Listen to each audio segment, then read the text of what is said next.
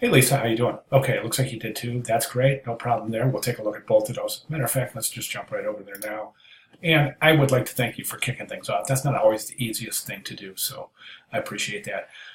Listen, Lisa, this is just outstanding. This is exactly what we're looking for in both the development of your conceptual development and the assignment of meaning to the marks as that meaning pertains to your client, as well as, I don't know what I'm more impressed with, honestly, the work or the written rationale. You just nailed this. This is great. Really good job describing your rationale here. This is fantastic. Stuff like this is exactly what creative directors and art directors are looking for in a designer's communication of the work that is submitted. So great job there. All right, as far as the works go, you know what?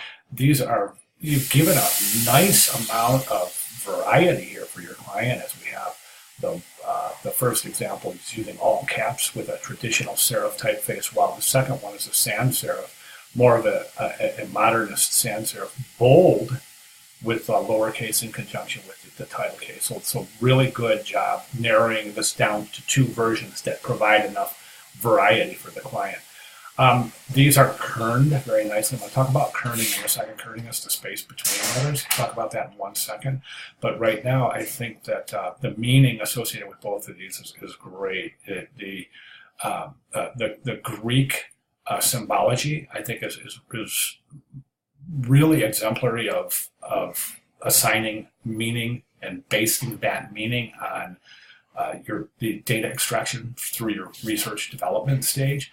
And then this with the bookmark, home run, man, home run. That's fantastic work.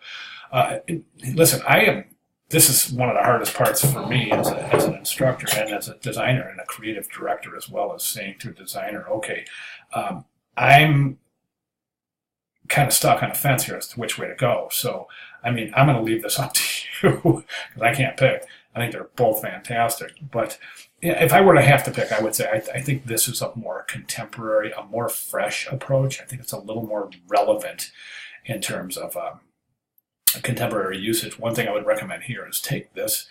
Right now, those angled bottom of the bookmark almost makes this look too small. So what I would do is just to combat that optical illusion, just increase this a little bit, the size of this a little bit, just so it's a little bit lower than the baseline that the other letter forms are sitting on. When I say a little bit, I'm just talking about a pixel or two. And it looks like it's a little lower. Let me just grab something I can use for a straight edge. Nope, you're good there. Okay, just measuring your mean lines. Okay, as far as kerning goes, right here, a little bit too much space right there, a little too much space right there. You can see that area right there seems to be larger than some of the other areas. So I would reduce that space. That's called kerning right there and right there. I think the rest is looking pretty good. That can get closed down a little bit as that as well. Over here, I think the only issue here is in terms of letter spacing is the space between the N and the O is a little wide. Space between the O and the T is a little wide. I would reduce the kerning in there. Other than that, I think you're looking really good.